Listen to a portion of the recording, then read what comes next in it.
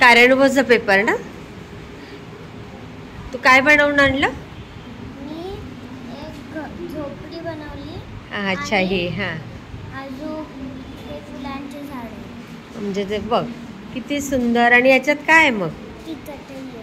चटई अंथरली. ओ आणि इकडनं तो दरवाजा आहे. बंद करून ठेवलं ते. हो आणि मग घरात किती जण आहेत ह्या?